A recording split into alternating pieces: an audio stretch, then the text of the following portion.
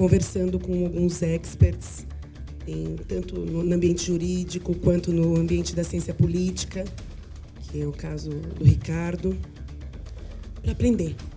Isso é um dos fenômenos que eu acho mais interessante dos últimos anos no país. Ou seja, sociedade desenvolvida não é em que tem empresa desenvolvida, é onde a sociedade tem o tecido social é sofisticado. E é isso que a gente está vendo. A brincadeira aqui é fazer duas comparações. Uma, olhar onde nós estamos hoje, como país, como organização, e particularmente no aspecto institucional do país, e olhar como é que nós estávamos no meio dos anos 80.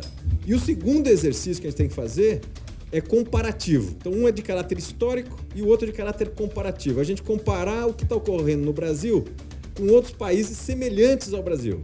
Quando você compara historicamente e com os nossos pares, o Brasil, do ponto de vista institucional, tem avançado muito bem nos últimos anos. Pode parecer uma hipótese contra o consenso atual, né, que parece que o país está desmontando, né? Se a gente tirar um pouco o olhar das primeiras páginas de jornal, que tem nos bombardeado aí nos 2 últimos anos, incessantemente, com crise, tira a cabeça do primeira página de jornal e vamos tentar fazer esse exercício, porque nós vivemos, né? Boa parte de nós aqui, a gente viveu esse processo todo.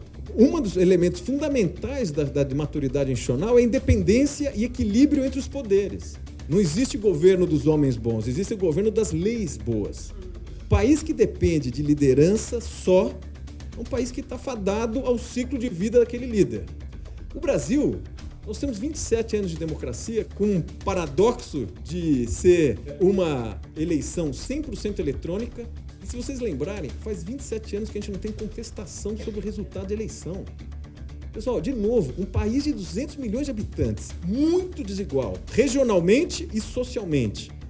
Todo mundo vai lá, vota e sai em 5 horas sai o resultado. Os países demoram muito para chegar. Vocês podem ver que tem crise nos Estados Unidos, na Flórida, tem crise em vários países. O Brasil passou longe disso.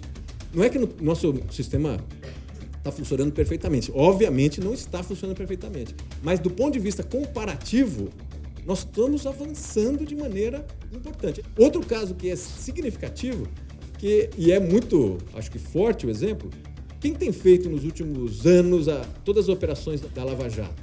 Ministério Público independente, primeira instância do Judiciário lá de Curitiba independente, e Polícia Federal independente. Mas a Polícia Federal, ao contrário dos outros, ele é vinculado ao Ministro da Justiça, que é escolhido pelo presidente. Você fala, boa, a Polícia Federal está fazendo operação contra o presidente, sendo que ele é subordinado ao ministro. Cara, em que país do mundo você consegue isso? Tá certo? O Polícia Federal indo contra o próprio chefe. O jogo está mudando. Tá certo? E tem alguns políticos que não estão percebendo. Mas o jogo está mudando. E nós estamos falando em 30 anos. O núcleo familiar mudou radicalmente. Esse cara está estudando mais, esse cara vive mais, esse cara tá vacinado. Esse é o segundo processo, pessoal, então, de longo prazo. O primeiro é essa questão institucional. É um país se montando com características ocidentais claras. A gente tem uma opção. Tá certo? É um país de característica ocidental.